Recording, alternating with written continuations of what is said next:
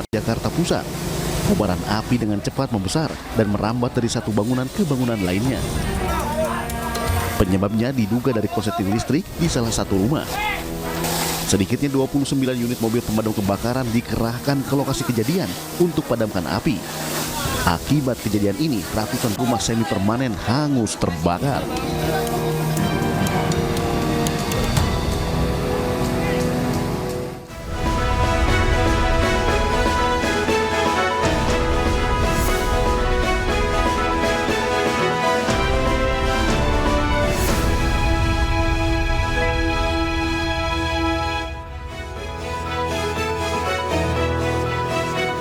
Misteri keberadaan pagar laut perlahan semakin terungkap. Pagar laut sepanjang puluhan kilometer yang belakangan diketahui memiliki sertifikat hak guna bangunan ini pun mulai dibongkar dan dinyatakan ilegal. Lantas bagaimana bisa wilayah perairan atau laut memiliki sertifikat? Bersama saya Diandra Mukti, inilah The Prime Show. Tidak boleh di dalam luar garis pantai itu menjadi private property. Maka itu adalah tidak bisa disertifikasi. Bahwa pagar laut ini akan dicabut. Kami menduga memang ada keterlibatan dari oknum BPN karena informasi yang kami dapat itu lautan itu sudah dikapling-kapling.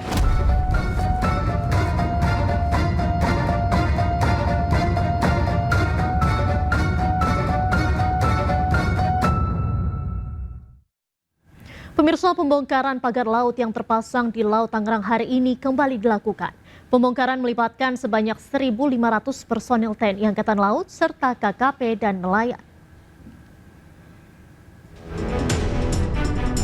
Personil TNI Angkatan Laut, Kementerian Kelautan dan Perikanan beserta nelayan kembali membongkar pagar laut di sepanjang perairan pesisir Pantura, Kabupaten Tangerang, Banten. Pembongkaran tahap kedua ini melibatkan puluhan kapal, baik dari TNI Angkatan Laut, KKP, dan nelayan, di mana kapal-kapal tersebut digunakan sebagai pengangkut objek pagar bambu tersebut. Personil Angkatan Laut membongkar pagar laut yang tertancap dengan menggantikannya ke tali dan menariknya dengan perahu. Targetnya hari ini personil gabungan akan membongkar hingga 7,5 km pagar laut dari sejumlah sebelumnya, yakni 2,5 km. Bahwa kita sepakat dan sinergi beserta seluruh aparat maritim yang ada, bahkan dengan DPR juga, kemudian dengan para nelayan akan membackup dan mendukung tugas pembongkaran ini. Kemudian karena ini juga sudah menjadi perintah dari Presiden dan Panglima TNI. Jadi kami akan terus melaksanakan tugas dalam rangka membantu kesulitan masyarakat, khususnya masyarakat nelayan. Hari ini kita sudah putuskan bahwa kita sudah mencari, sebetulnya KKP itu sekali langsung melakukan penyegelan, punya waktu 20 hari untuk kemudian mencari siapa sebetulnya melakukan pembakaran. Tapi karena memang sudah desakan daripada masyarakat nelayan, mereka juga memang harus melaut segera, maka kita sepakat secara bersama. Kita sama-sama mulai pembongkaran pagar laut ini.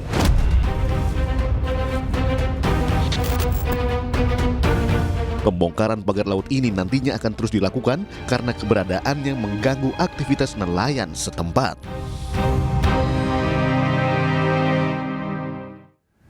Pemirsa, Menteri Agraria dan Tata Ruang Nusron Wahid menegaskan bahwa penerbitan sertifikat HGB dan SHM pagar laut di pesisir pantai Kabupaten Tangerang, Banten berstatus cacat prosedur secara material, karena itu batal demi hukum. Sudah mengambil keputusan bahwa beberapa sertifikat tersebut sudah kami tinjau, kami cocokkan dengan data geospasial, kami cocokkan dengan data peta, baik peta garis pantai maupun peta yang lain. Memang ada beberapa yang sudah kami teliti, sertifikat tersebut berada di luar garis pantai. Kemudian kami mengambil langkah-langkah, yaitu melakukan peninjauan ulang semua yang ada di luar garis pantai. Karena memang pantai itu adalah common sesuatu yang disebut dengan common property. Tidak boleh di dalam luar garis pantai itu menjadi private property. Karena yang namanya pantai adalah common land. Kalau toh dia bentuknya tanah, apalagi ini bentuknya tidak tanah, maka itu adalah tidak bisa disertifikasi. Karena itu kami memandang bahwa sertifikat tersebut yang di luar garis pantai adalah cacat prosedur, cacat material.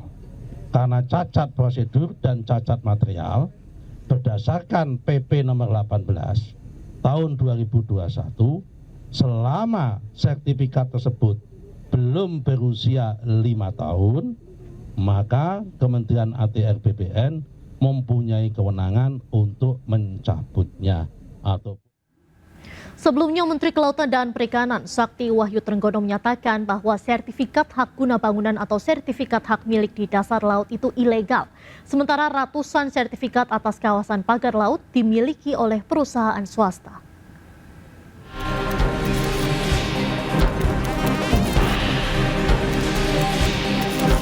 Menteri Kelautan dan Perikanan Sakti Wahyu Trenggono memastikan pagar laut di Tangerang, Banten sepanjang 30 km ilegal. Menurut Sakti, dasar laut tidak boleh memiliki sertifikat hak guna bangunan ataupun sertifikat hak milik. Selain itu, penemuan ratusan sertifikat HGB dan SHM di area pagar laut bisa menjadi bukti baru. Kementerian Kelautan dan Perikanan juga telah mengultimatum pemasang pagar laut untuk mengaku dan melapor. Setelah kita lakukan penyegelan, kita identifikasi siapa yang punya. Kan pada saat kita lakukan penyegelan kan nggak tahu nih siapa yang punya. Ya, secara yuridis kan harus ada yang mengakui siapa yang punya dan seterusnya dan seterusnya dan seterusnya. Tadi saya mendapatkan press conference juga dari Menteri ATR BPN bahwa sudah ada sertifikat yang ada di dalam laut. Saya perlu sampaikan kalau di dasar laut itu tidak boleh ada sertifikat. Jadi itu sudah jelas ilegal juga.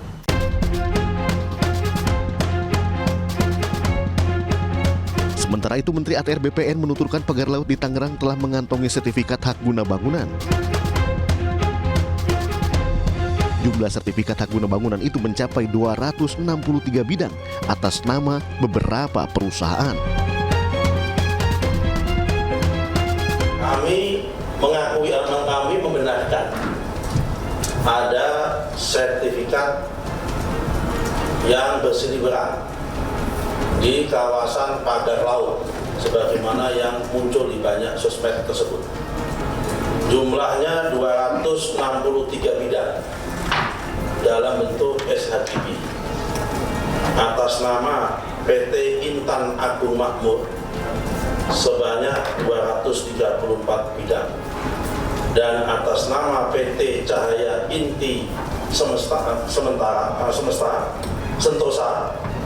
sebanyak 20 bidang. Pembongkaran pagar laut di Tangerang rencananya akan dilanjutkan pada Rabu 22 Januari yang akan melibatkan TNI Angkatan Laut, Kementerian Kelautan dan Perikanan, serta ribuan nelayan setempat.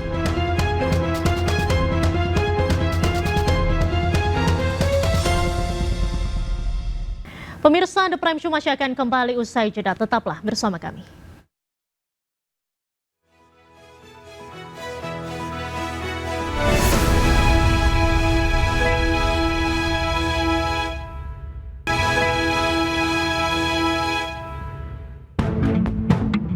Tidak boleh di dalam luar garis pantai itu menjadi private property. Maka itu adalah tidak bisa disertifikasi. Bahwa pagar laut ini akan dicabut.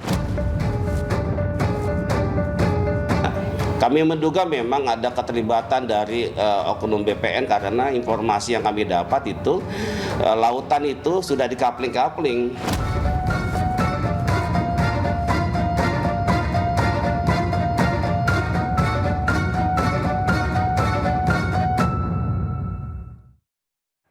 Anda kembali di The Prime Show, pemirsa. Untuk membahas mengenai polemik pagar laut, kami sudah tergabung kembali bersama dengan Bapak Khalid, perwakilan dari nelayan, dan juga Bapak Rohmin Dahuri, selaku anggota DPR RI Komisi 4 fraksi PDIP yang juga sekaligus pernah menjabat selaku Menteri Kelautan dan Perikanan periode 2001 hingga 2004. Selamat malam Pak Khalid dan Pak Rohmin. Malam. Baik. Mungkin saya mau ke Pak Khalid terlebih dahulu. Pak Khalid, tadi kan sudah dilakukan yaitu pembongkaran pagar laut. Tadi Bapak di sana juga seperti apa jalannya, Pak? Ya, alhamdulillah perjalanannya lancar dan sangat senang sekali masyarakat sebagai nelayan gitu kan. Ya, artinya kami sebagai masyarakat nelayan sudah merasa dihadiri oleh perangkat negara, terutama KKP dan juga TNI AL gitu, dan bersamai dengan masyarakat nelayan. Cuman kami sebagai masyarakat kan tidak boleh juga terhenti di persoalan kecabutannya saja gitu. Baik. Ini kan ada pelaku gitu, ada pelaku yang ini juga harus diselesaikan secara hukum gitu kan. Nah, ini juga kan ada juga orang-orang yang mencoba untuk mentransaksikan laut itu, dan itu juga harus diusut secara hukum oleh alat-alat negara gitu. Nah, artinya ini kita melihat sebagai masyarakat nelayan kan ini ada kegiatan mencoba untuk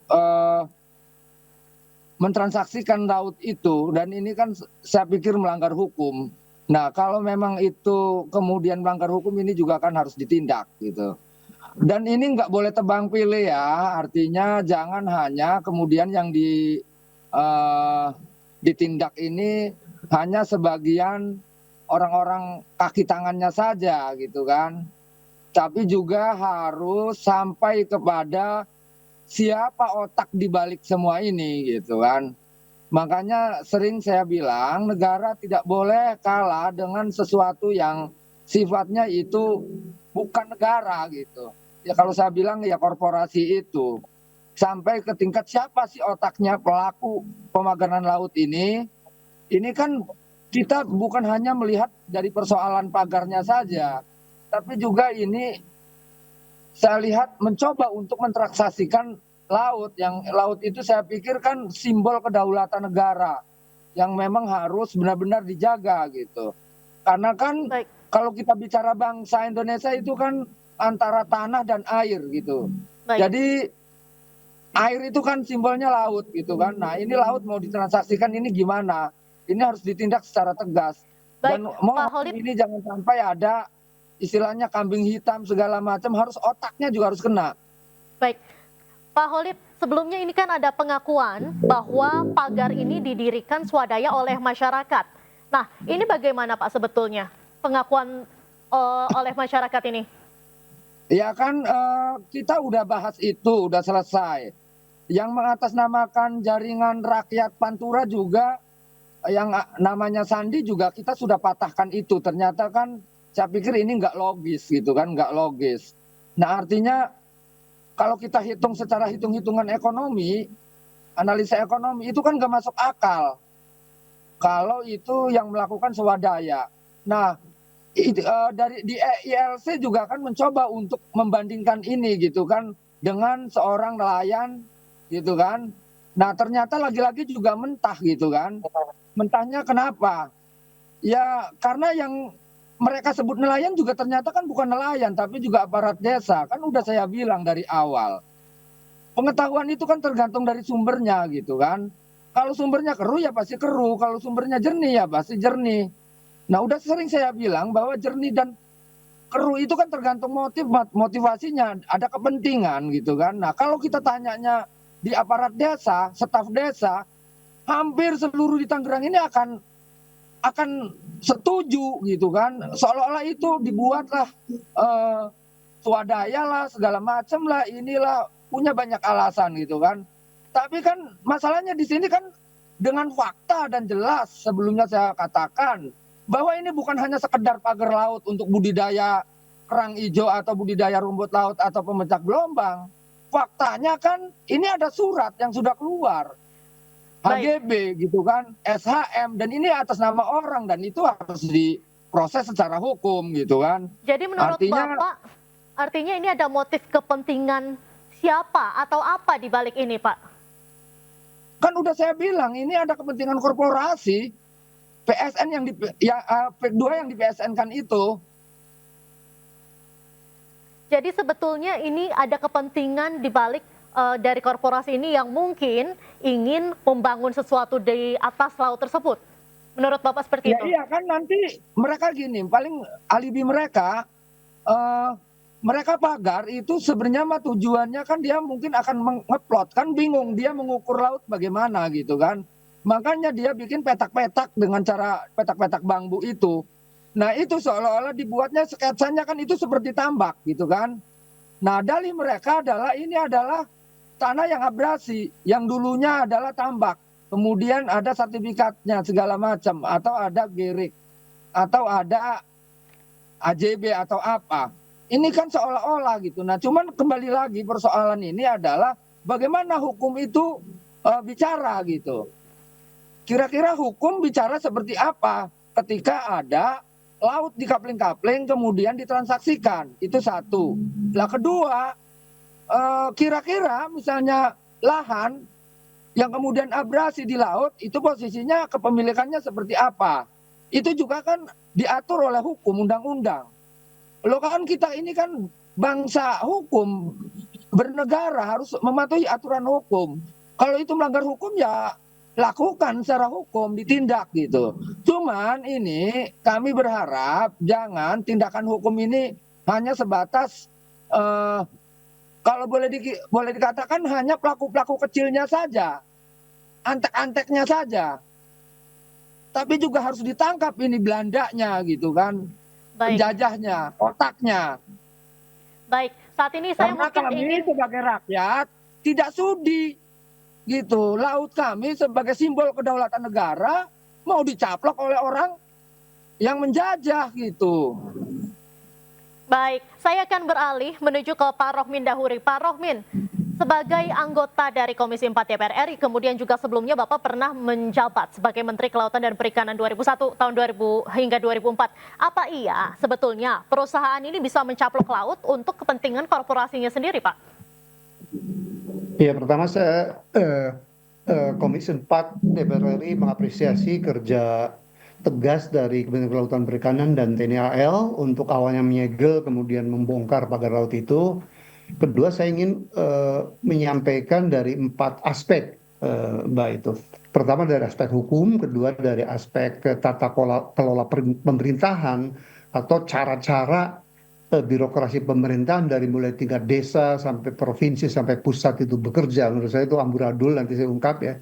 Dan yang ketiga adalah aspek kerugian ekologis atau lingkungan hidup, dan keempat nanti akan saya tuntaskan dengan kerugian ekonomi begitu. Lalu kesimpulannya bagaimana solusi yang salah satunya diharapkan Pak Khalid, saya sepakat sekali itu. Nah, Alhamdulillah. Amin, amin. pertama dari aspek hukum sudah jelas ini adalah pelanggaran berat gitu ya. Kenapa pelanggaran berat? Pertama, pembangunan pagar laut itu kan tanpa izin itu kan, tanpa izin ya. Kedua, ini alhamdulillah ya terungkap dari Menteri ATR BPN Bapak Nusron Wahid bahwa ternyata tahun lalu tuh sudah keluar sertifikat untuk lahan di antara pagar laut sama garis pantai yang mencakup 6 kecamatan dan 16 desa di Kabupaten Tangerang itu. Berarti kan ini ada tujuan ke depan atau jangka menengah itu ya. Bahwa bukan hanya sekedar untuk memagar laut ya. Karena itu hak guna bangunan pasti akan direklamasi seperti di daerah lainnya gitu ya. Nah, jadi itu pun pelanggaran kedua. Kenapa? Karena menurut Undang-Undang Nomor 1 tahun 2014 tentang pengelolaan pesisir dan pulau-pulau kecil, bahwa laut itu betul Pak Nusron Wahid nggak boleh itu dimiliki secara private ya, karena sifat laut kan dalam bahasa Inggrisnya common property resources, jadi sumber daya milik negara, milik bersama itu. Jadi negara berdaulat di situ. Nah, kalaupun ada pemanfaatan, maka itu harus sesuai dengan aturan main yang tercantum dalam Undang-Undang Nomor 1 2014 tentang pengelolaan wilayah pesisir dan pulau-pulau kecil. Itu adanya di Kementerian Kelautan Perikanan itu. Jadi dua hal itu sudah faktual bahwa ini melanggar hukum gitu.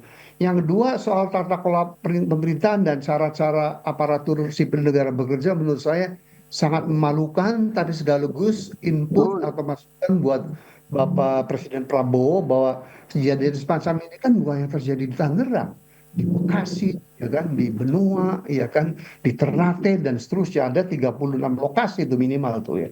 Dan juga di sektor-sektor lain ya. Jadi negara ini kaya raya, itu sumber daya alam dan potensi geoekonomi. Kenapa kita masih tetap miskin dan negara menengah? Karena pencuri-pencuri ini, para pengambil kebijakan yang ikut dapat saham bodong kosong, ya ikut dapat sogokan dan seterusnya. Saya kira ujungnya ke sana itu. Jadi sekali lagi amburadulnya atau karut-marutnya cara kerja pemerintahan baik enggak? Bahwa pembangunan pagar laut ternyata menurut Google Earth itu sudah dimulai sejak 2022 itu. Bayangin nggak? Dan itu baru terungkap sekarang. Padahal kan itu pembangunan yang masif 30,16 km. Masa nggak ada aparat pemerintahan yang mengetahui gitu kan? Berarti itu sangat menjijikan kan? Begitu. Nanti dua aspek lainnya, kalau boleh saya teruskan sekarang boleh, kalau di sela dulu silakan Mbak. Dua aspek. Nanti saya akan kasih kesempatan lagi untuk menjelaskan soal itu Pak. Sementara itu kalau misalnya berdasarkan kebijakannya sendiri sesuai dengan PP nomor 18 tahun 2021, hak atas tanah berupa bangunan atau hak guna bangunan ini kan hanya bisa terbit di wilayah pesisir pantai, bukan di atas laut. Apabila kasusnya adalah ini abrasi, apakah ini dibenarkan sesuai dengan peraturan perundang-undangan Pak? Jadi itu pun nonsens itu. Saya kan ahli pengelolaan pesisir juga. Jadi kalau suatu bangunan katakanlah di tengah laut yang bisa berperan sebagai penahan abrasi pantai, itu kalau bangunannya masif Mbak tuh, kayak betonan, ya, kayak breakwaters. Kalau ini kan kita lihat bersama kan bambu yang jarang-jarang gitu ya. Jadi entah itu gelombang maupun arus laut yang datang dari tengah laut menuju pantai itu tidak bisa diredam secara efektif kalau hanya sekedar pagar laut tadi ya.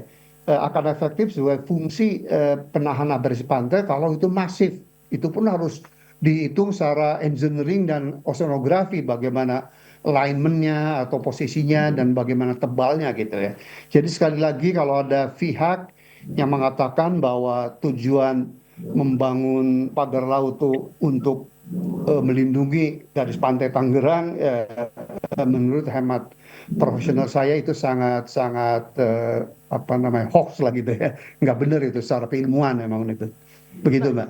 Baik, sementara itu dan Pak. Yang kedua betul, ya silakan Pak. Menurut Undang-Undang Nomor 1 tahun 2014 tentang pengelolaan pesisir dan pulau-pulau kecil, memang tidak boleh itu ada hak guna bangunan ya di atas perairan laut begitu. Baik, sementara itu Pak, kalau misalnya kita melihat dari kasus penerbitan sertifikat HGP-nya sendiri, ini berarti bisa dibilang ada cacat prosedur atau mungkin ada permainan begitu Pak di dalamnya? Iya, permainan pasti itu. Itu karena memang akan direklamasi itu. Nah, cuman sekarang semua pihak kan cuci tangan nggak untuk reklamasi gitu. Nah, jadi sekali lagi kalaupun itu untuk reklamasi kan menyalahi aturan karena belum ada izin untuk reklamasi untuk daerah Kabupaten Tangerang gitu ya.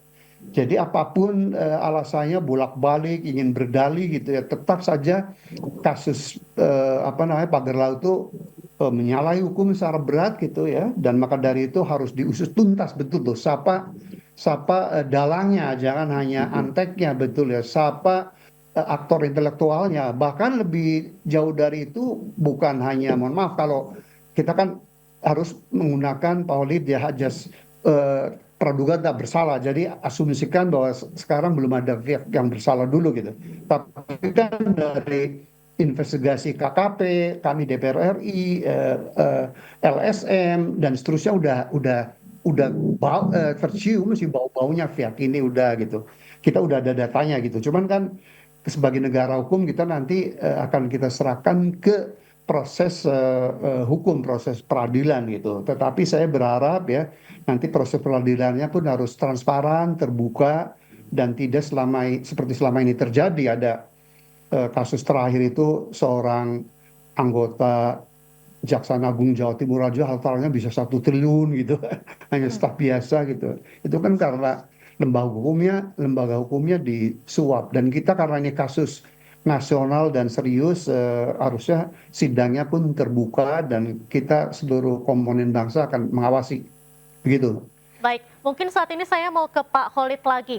Pak Khalid, sementara itu kenapa Pak ramainya soal pagar laut ini baru sekarang? Karena kalau misalnya memang pagar laut ini sudah ada sejak lama begitu, dan ini kan tentunya berdampak cukup besar bagi para nelayan yang mana ini harus mengitari pagar laut untuk melaut sendiri, Pak.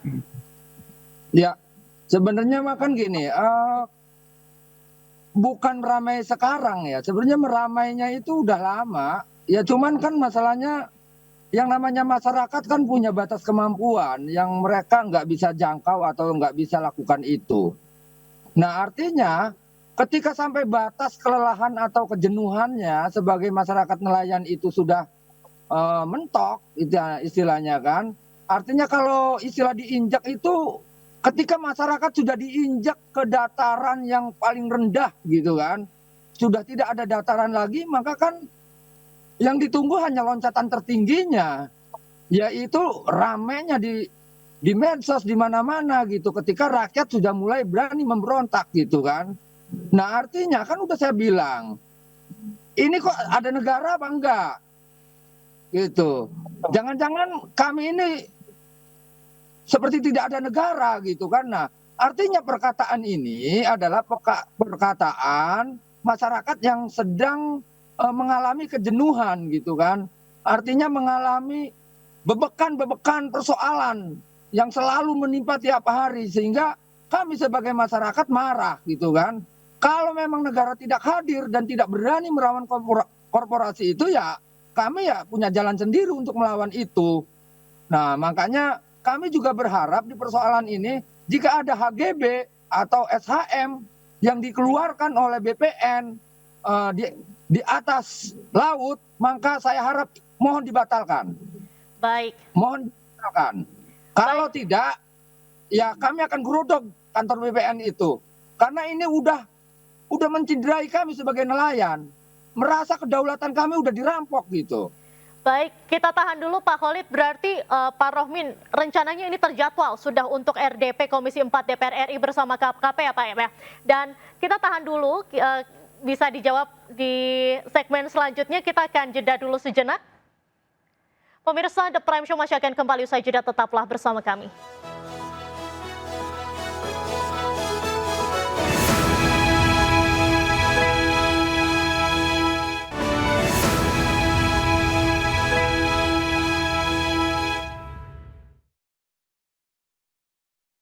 Anda kembali di The Prime Show, pemirsa. Ketua Komisi 4 DPR RI Siti Hediati Haryadi meminta agar polemik pagar laut segera diselesaikan dan ditertibkan.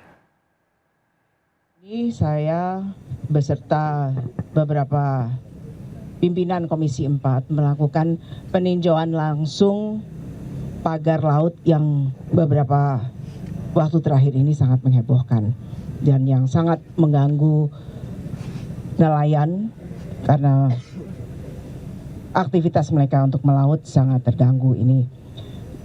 Pagar laut ini akan dicabut dan tentunya kami sangat mengapresiasi keputusan pemerintah ini yang memang sudah keputusan Presiden dan sudah dijalankan beberapa waktu yang lalu, dan sekarang hari ini secepatnya akan dituntaskan dengan bantuan dari Angkatan Laut.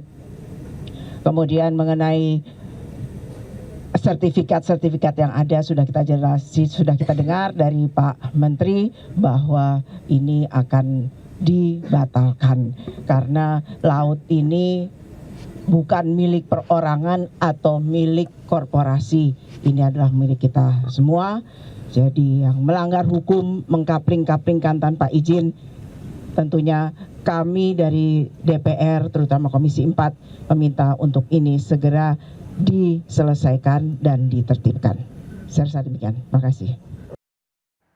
Pemirsa, kita akan kembali berbincang dengan Bapak Rohmi Indahuri, anggota DPR RI Komisi 4 fraksi PDIP, dan juga Bapak Khalid sebagai perwakilan nelayan. Mungkin saya mau ke Pak Rohmi Indahuri, anggota DPR RI Komisi 4 lagi nih Pak. Pak Rohmin, intinya yang disampaikan oleh Bu Titi, Ketua Komisi 4 DPR RI, bahwa DPR di lintas fraksi ini sepakat bahwa ini memang ada kejadian pencaplokan sehingga perlu gitu dilakukan rapat dengar pendapat dengan KKP dan juga pihak-pihak terkait lainnya. Iya betul bahwa kami kalau di Komisi 4 sudah solid dipimpin oleh Ibu Titi ya. Pak Khalid itu kabar gembira ya bahwa pagar laut sudah dan sedang dibongkar, kemudian sertifikat HGB, SHE pun sudah dibatalkan oleh Pak Nusron Wahid. Alhamdulillah.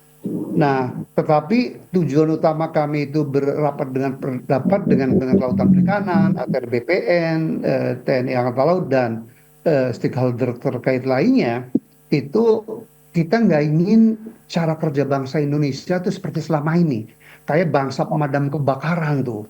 Kalau udah ada media ini, wah semua instansi atau semua oknum pejabat ingin tampil pahlawan kesiangan gitu, ya kan? Itu nggak boleh lagi itu.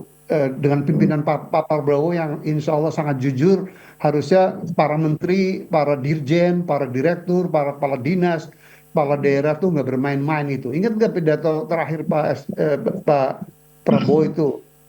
Aparat pemerintah dari pusat sampai desa, bersihkan dirimu gitu.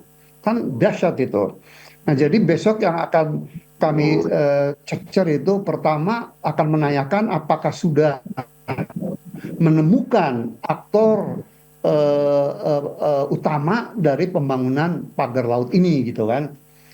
Kemudian berikutnya kami terus terang akan menegur gitu ya, di samping mengapresiasi karena KKP adalah instansi pertama yang menyegel ya. Tetapi buat kami Komisi 4 sungguh terlambat benar Pak Khalid ini. Ini kan pembangunan dimulai dari 2022. Masa KKP maupun TNI Angkatan Laut yang punya kapal patroli nggak tahu, dan itu kan ratusan ribu bambu itu didatangkan dari mana-mana gitu ya. Menurut saya menganggap rakyat Indonesia semua bodoh gitu, padahal kita dengarkan sendiri Pak Khalid itu harusnya eligible tuh memenuhi syarat untuk menjadi Menteri Kelautan Perikanan Pak, itu luar biasa pengakuan Bapak. Nah, jadi akan kami cecer itu, kita Komisi 4 sekarang tuh sangat serius dan sangat ikhlas Pak Khalid kita bekerja gitu ya. Nah, yang berikutnya akan kami tanyakan tindak lanjutnya. Begitu kira-kira Mbak. Baik, sementara itu apa DPR ini berani Pak untuk memanggil korporasi yang diduga terlibat dalam pemasangan pagar laut sendiri? Oh iya, sorry ya. Jadi selain ketiga instansi pemberian tadi, tentunya Pemda juga akan kami panggil karena tuan rumahnya kan Pemda kan. Karena dalam Undang-Undang tadi nomor 1 2014, hak pengelolaan laut pesisir dari garis pantai sampai 12 mile atau sekitar 20 kilo itu adalah provinsi gitu ya. Jadi tuan rumah harusnya, itu pun kenapa gubernurnya Cicing Wai gitu kan, Cicing Wai itu diem saja gitu. Selain pihak korporasi yang sekarang sudah banyak data dan informasi masuk, dia adalah atau mereka adalah dalangnya gitu, juga Pemda selain ketiga instansi pemerintah pusat tadi. Begitu. Baik, saya akan kembali ke Pak Khalid. Pak Khalid, menurut Anda perlu tidak ini dibentuk tim investigasi khusus untuk menyelidiki siapa aktor utama yang berada di balik pemasangan pagar laut sendiri? Oh, bukan perlu lagi, itu wajib itu. Itu wajib. Kalau kewajiban ini kenapa wajib? Karena ini udah masuk ke wilayah kedaulatan gitu, kedaulatan bangsa ini. Artinya tim investigasi khusus dari pihak pemerintah, terutama juga termasuk Kamendes, Kementerian Desa gitu. Ini juga harus harus lebih menekan itu kepala desa itu kok jadi calo-calo tanah gitu kan. Dan kami mengalami di sini rata-rata preman-preman itu ya dikelola oleh kepala-kepala desa untuk menghadang kadang-kadang ketika saya menyuarakan aspirasi saya sebagai masyarakat. Akhirnya ini kan terjadi konflik horizontal gitu kan, karena mereka juga sama saudara kita. Cuman lagi-lagi ini dibenturkan dengan persoalan kepentingan-kepentingan sesaat gitu, dan ini dilakukan oleh kepala desa. Dan saya meyakini kepala desa yang ada di Tangerang yang mempunyai wilayah bibir pantai, mereka terlibat semua. Ini juga harus dipanggil Pak, tolong Pak. Nah, juga aktor otak yang melakukan ini. Nah, negara pokoknya tidak boleh kalah. Negara harus kuat. Gitu. Udah saya bilang berkali-kali, saya tidak mau dikelola oleh korporasi. Kalau kami sebagai rakyat dikelola oleh korporasi, yakin akan selamanya anak cucu kami akan miskin dan negara akan terus miskin. Artinya simbol negara yang konon katanya jamrut, gatulistiwa, kekayaan alamnya berlimpah, kok di mana-mana saya melihat penderitaan. Artinya cukup saya melihat dari penderitaan kami di Banten yang konon katanya dekat dengan wilayah ibu kota gitu kan, apalagi yang di jauh sana di Maluku misalnya kan, atau di Rempang sana, di Manado sana gitu kan, teman-teman kita, saudara-saudara kita setumpah darah negara kesatuan ini kan, itu sangat terlihat kemiskinannya gitu. Nah, sampai saat ini saya semenjak lahir kan, seumur ini, kok kami tidak merasakan kesejahteraan itu. Selalu saja cukup hanya kesejahteraannya bagi-bagi yang sifatnya sesaat, secuil. Padahal kalau kita mau mengelola sumber daya alam kita dengan becus, insya Allah Indonesia tidak akan pernah menderita ini. Baik. Artinya kami ingatkan kepada pemerintah, selain Tuhan Yang Maha Esa, semua kekuasaan itu pasti akan punah. Dan pemikiran ini, kacamata ini berdasarkan kacamata masyarakat yang dipimpin oleh hikmah dan kebijaksanaan. Baik. Artinya kalau semua kekuasaan ini punah, ya berarti apalagi kerakusan dan keserakahan. Baik Pak Khalid, kita tahan dulu.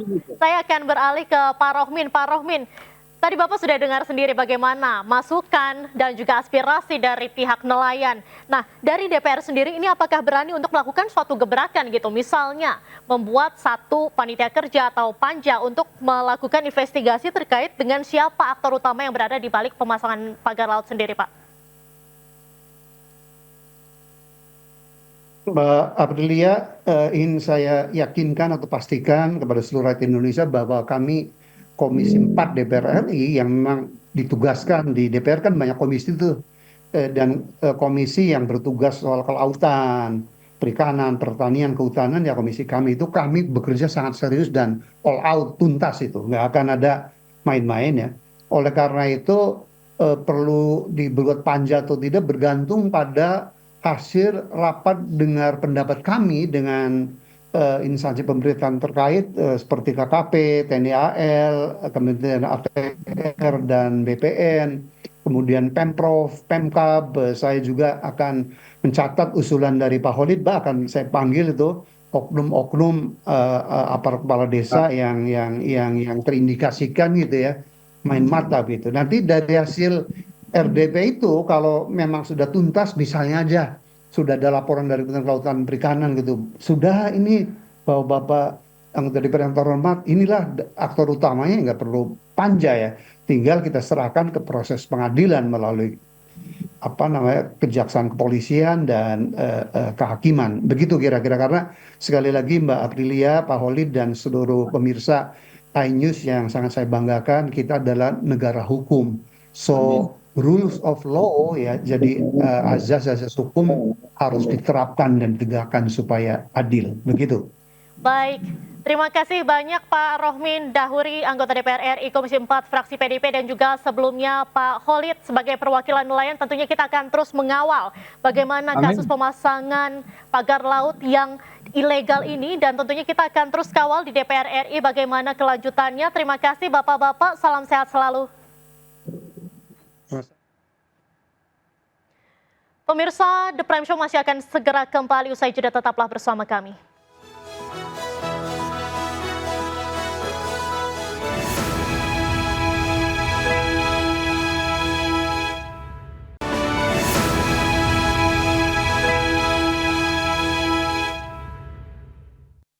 Terima kasih pemirsa, Anda masih menyaksikan The Prime Show bersama saya Diandra Mukni.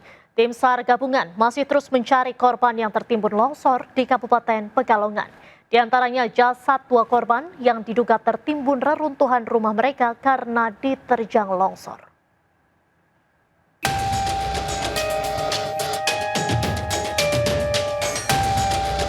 Pencarian terhadap korban longsor yang menerjang Kecamatan Patung Kriono, Kabupaten Pekalongan terus dilakukan tim SAR gabungan.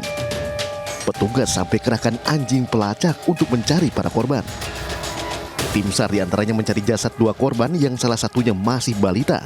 Kedua korban merupakan anak dari Inawati yang meninggal setelah rumahnya tertimbun longsor. 5, 6. Terus yang selamat? 3. Yang 3? 2 ditemukan? Di bawah jembatan. Meninggal? Yang 1 meninggal. Yang 1? Artinya yang ibunya itu teman di sekolah. Terus ini yang belum ketemu? Bayi. Atas nama? Kita adalah tim SAR gabungan. Pagi ini kita membagi dalam 4 tim yang di lokasi. Yang pertama adalah akses menuju ke lokasi yang akan kita bersihkan. Di sana ada kurang lebih ada 3 titik longsoran kecil menutupi jalan. Itu akan kita bersihkan tim pertama. Tim kedua dan tim ketiga fokus di daerah lokasi pencarian, yaitu di rumah Pak Carik dan di Cafe Alu. Dari awal Hussein, Bencana longsor dan banjir bandang yang menerjang Kecamatan Patung Kriono, Kabupaten Pekalongan, Jawa Tengah memakan korban jiwa. Korban meninggal mencapai 18 orang dan korban luka 13 orang. Tim SAR juga mencari beberapa korban hilang lainnya. Lokasi paling parah terjadi di Desa Kasimpar, di mana akses menuju lokasi hanya bisa dilalui dengan berjalan kaki. Warga juga khawatir akan adanya longsor susulan.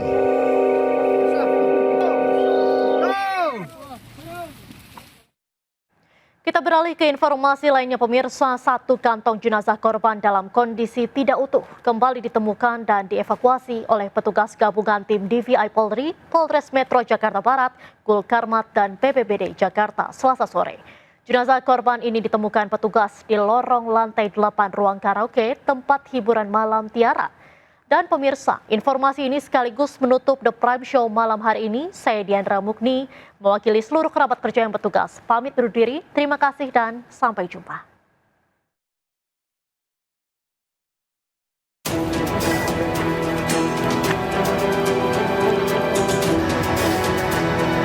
Petugas gabungan dari tim DVI Polri, Polres Metro Jakarta Barat, Gul Karmat dan BPBD Jakarta kembali melanjutkan penyisiran dan pencarian para korban kebakaran di Gedung Glodok Plaza, Taman Sari, Jakarta Barat.